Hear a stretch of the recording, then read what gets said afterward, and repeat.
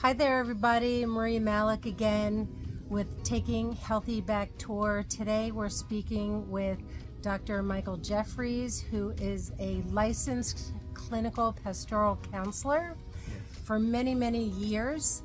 And he has invested so much time and effort, as I have, in taking healthy back. And today, how you doing, Mike? Awesome. Thank you so much for talking with me today. Yeah, I would really love to see what your story is and your journey on how health and sustained wellness contributes to your success. If you're not feeling well, you are going to procrastinate. You will be in a depression. You can't think clearly. So yes, you have to have a well-balanced well-being in order to be successful. You can fake it for a little while, but money's not everything. Right? And how does your health contribute to your success, though? Tell us a little bit about your healing journey, because you have quite a nice story and all the things that you're experiencing. Great health. Tell everyone how old you are and how great your health is and your longevity. I'm 70, and my journey started many years ago. I was born dyslexic. I was anemic, and I didn't even know I was dyslexic until I was in my 30s, I believe it was. Well, that was a complete journey for me to understand how to teach myself how to read and write, how to study, how to comprehend, how to give back. Then last year I found out I had bone jaw disease that was contributing to over 40 years of my life, if not longer, of my cognitive behavior. I couldn't even have this conversation because my thoughts would not come out. And so getting that restored was a journey in itself. So it's only been about a year and a half on this journey. But supplementation, exercising, fellowshipping with colleagues who have like-mindedness, who add something to your life and not take away from your life. That's important, to have people in your life that can rally around you and to lend support as opposed to drain you. Absolutely. What are some of the things that you do? Some of the methods, techniques, the natural processes that you incorporate in your life? Spirituality was always been a big thing for me, and I started out with being a chaplain at the Los Angeles Mission here in Tampa, helping men with substance abuse and addiction. And so as I journeyed on, I learned about addiction. I went to school to be an addiction counselor. Then I discovered essential oils and how they can actually pass the blood-brain barrier and clean up receptor sites, and so that people who were suffering from alcoholism or drug abuse, that it would help them to be on a better path so they can start their sobriety. After I learned about the essential oils, then I went into energy medicine, and that really changed a lot with the emotional freedom technique of tapping on the meridians of the body, bringing the subconscious to the conscious part of it, and moving those trapped emotions into the conscious so it can be released. And so that was something that was really, really mind-opening. And then I went into more of energy medicine with restoring the energetic field back into drinking water. And so that was one of the things that I incorporated into my health. And then I got into the Beamer, bioelectric magnetic energy regulator, opening up my red blood cells, taking the waste out of the body, and then the white cells going in and restoring my body. And you work with people with all these different methods, don't you? Yes, I do. I encourage them, all of them. Some of them are not open to everything, but those that are benefit greatly from it. And I practice this every day myself. I use the Beamer. The other one was Healy. Healy is an energetic little device that you can program through your phone that'll send out energetic waves into the atmosphere, into you, to rebalance your energetic field.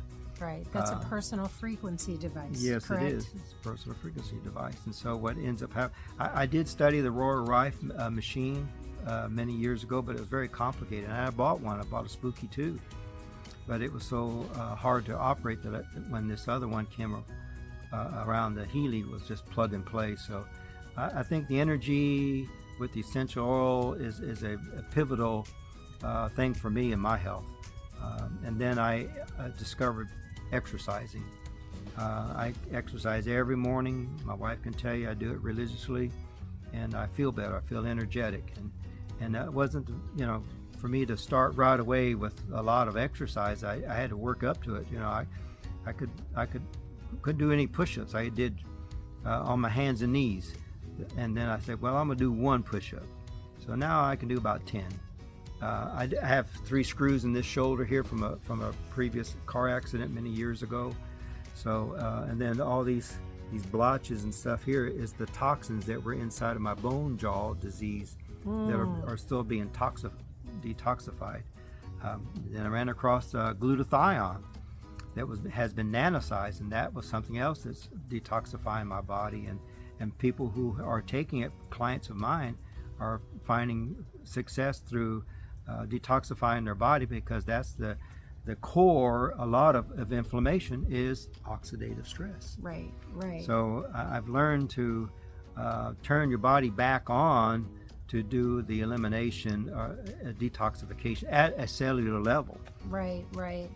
And I'm not a proponent of using a lot of supplementation and external things, but when you have issues like what you were dealing with, you have to find the key things that are going to get your body back into that homeostasis or that flow. Yes, I found magnesium for me. Magnesium malate is what helps me. I have to take it every day. If I don't, I will have severe cramps at night, and it's debilitating. I can't sleep.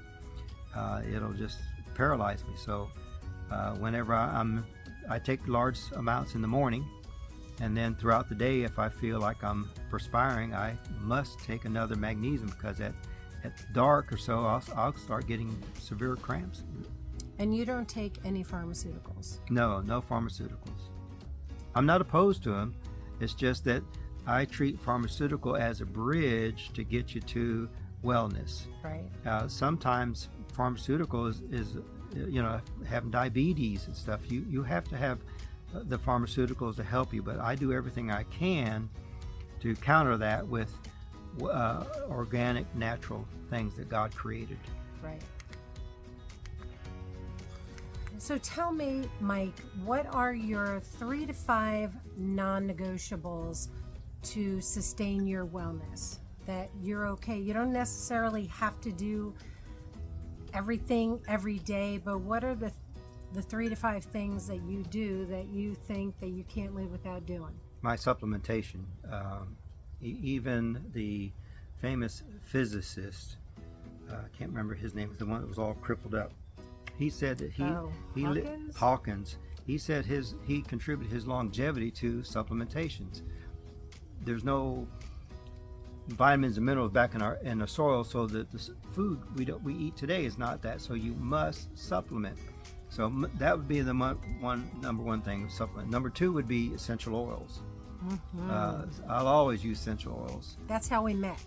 Is through essential oils. Mm-hmm. The energy understanding about the energy is another one. Energy. Exercise. You must exercise. I can't stress that enough. Maria's dad's 95, and he does exercise every day, and so that kind of put a little bug in my ear. So I started figuring out what would work for me. Right. And you have to figure out what works for you, so that your body can function. Everyone's wonderfully and uniquely made, and so what my exercise would benefit Maria, but maybe she needs a little more specific, so she would do something different from me. But yes, those are my things. Energy, water too. I figured out how to put the energy back in the water. So yes. And do you drink a ton of water a day, or how do you gauge it? Because I hear sometimes plain water doesn't really hydrate us. So how does this energized water help hydrate? Yeah, the energy water is it's the natural energy of the universe. There is no straight rivers and there is no square lakes. They all have eddies, and the water turns and spins one way and spins in the other way, and that's how it creates a vortex and puts energy back into the water. Emoto did studies on the water, how it crystallized, and by saying negative things to it, it would be all deformed, and when you speak love into it, it would be all peace and wonderful, and it would be beautiful on those. But yes, the energy, the water I drink. So I drink probably 6 to 8 glasses a day. I monitor my intake through a scale called Tanita, and it checks out my body mass index. It gives me my weight. It gives me my my percentage of water, body fat, and percentage of water. So I try to stay around 50% dehydration, and if I fall below that, then I get cramps. And before I was doing all this stuff about 2 years ago, I was always about 48%, and I was always cramping up. Today I'm running around 52% of water. So I know I'm drinking enough water. My cells are getting enough water. You can drink water, but if it's not getting into your cells, you're not hydrated. That's what I was getting at. So yes, thanks for that explanation. So my third question to you, Mike, is one of the things that we did a lot when we worked together as a had a patient relationship was you did something called tapping.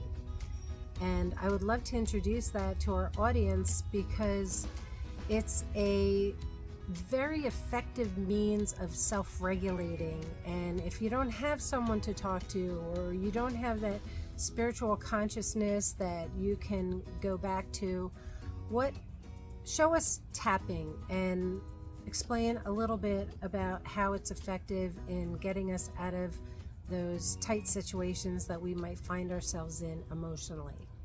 Yes. Tapping was part of, or it was formulated through Roger Callahan out in California, a psychologist. Then an engineer picked it up and developed into emotional freedom technique. Today we call it EFT.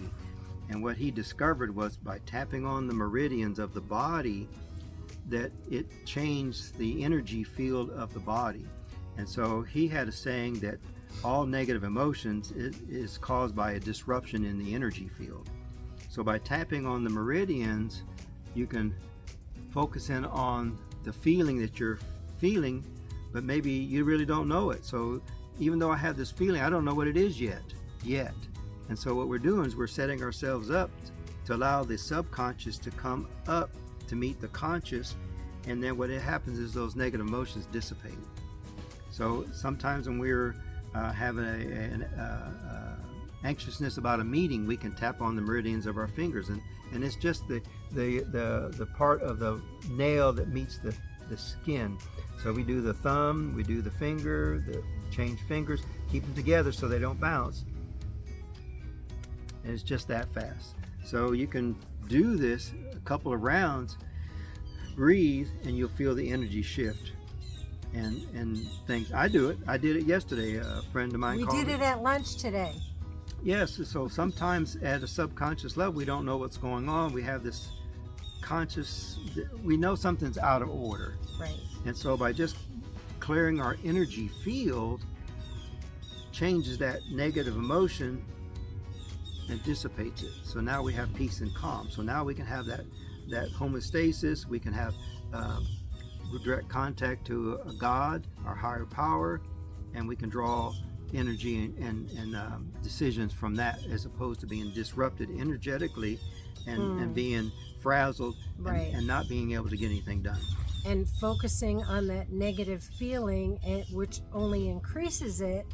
And I said to Mike today at lunch, I said, I wish I understood how it works, But even though I don't understand it, it still works. Yes. And we don't have to know why something works, but if you learn about a method, something like this, from someone that you trust, and you know it's good for you, why not try it? I still don't understand why it works, but I still do it. And Mike's always a great reminder to me to do it. You know, I'll call him and say, "Hey Mike, this and this is going on." He's like, did you do some tapping? Did you use your oils? And you know, I know what to do in most cases, but sometimes you need an accountability partner, a friend who knows you well enough to give you that instruction. And self-regulating is just that, is you taking the tools that you know, things in nature, and you help yourself. You don't have to always find something outside of yourself. It's quieting yourself, it's getting connected with the inner healer, and you can live life better in flow. So Mike, if anyone wants to work with you, and I'm telling you, he's great. He's such a calm person to be around. He's very understanding and non-judgmental. And I've referred a lot of people, all my children, my whole family has had different sessions with him. And some of my kids even ask, I think I might need to talk to Dr. Mike. So Mike, how can we get in touch with you to work with you? You can call me 813-477-8341, or you can email me at cprministries@msn.com. One thing about well-being, I believe one of the key things is self-awareness. Yes. If you can figure out what's really going on in your body, or just start the question, something's out of balance, I don't know what it is yet, will lead you to the answer. Oh, wonderful. And you can definitely help lead them to the answer. And maybe one phone call is what you need. And I highly suggest you take advantage of. He's a wealth of knowledge and a great resource for sustained wellness, and can help get you there too. Thanks for tuning in. Take care. Bye.